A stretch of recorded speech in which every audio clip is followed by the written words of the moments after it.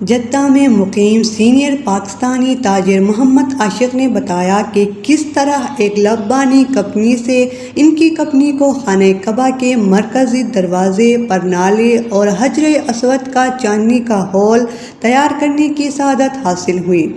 انہوں نے بتایا کہ 1978 میں سعودی حکومت نے بیت اللہ شریف کے مرکزی دروازے کو تبدیل کرنے کا کام ایک لبانی کمپنی کو دیا تھا، تاہم دروازے کی تنصیب کے دوران کچھ تکنیکی مسائل پیدا ہو گئے۔ ان کا کہنا ہے کہ بعد ازاں سعودی حکومت نے یہ کام سعودی کمپنی رائسکو کے سپرد کیا، جس کے ایک پارٹنر پاکستانی شہری محمد عاشق بھی تھے۔ انہوں نے بتایا کہ بیت اللہ شریف کے مرکزی دروازے کو مذکور لبانی کمپنی نے ہی ڈیزائن کیا تھا، لیکن اس کی تیاری انہوں نے پوری دلجمعی سے 200 کلو سونے سے کی۔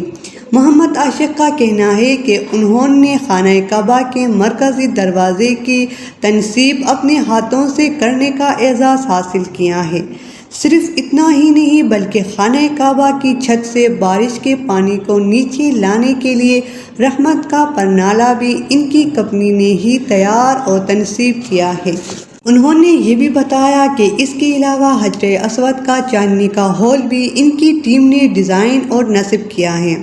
انہوں نے بتایا کہ سعودی حکومت نے جب ان کی خدمت کے صلے میں منہ مانگی قیمت ادا کرنے کی پیشکش کی تھی، لیکن انہوں نے خانہ کعبہ کی وہ مٹی بطور سعادت مانگ لی جو خانہ کعبہ کے دوران اور حجر اسود کی تنصیب کے دوران جمع ہوئی تھی۔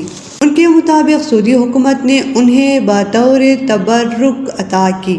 خیال رہے کہ محمد عاشق ایک پکے مسلمان اور سچے عاشق رسول ہیں۔ ان کا شمار سعودی عرب کے چند سب سے بڑی تاجروں میں کیا جاتا ہے۔ وہ سونے کی بار تیار کرنے اور سونے کی جویلری تیار کرنے کی ایک بڑی اعلیٰ ترین معیار کی فیکٹری کے بھی مالک ہیں۔ میں حسریہ خان، J91 نیوز، پشاور۔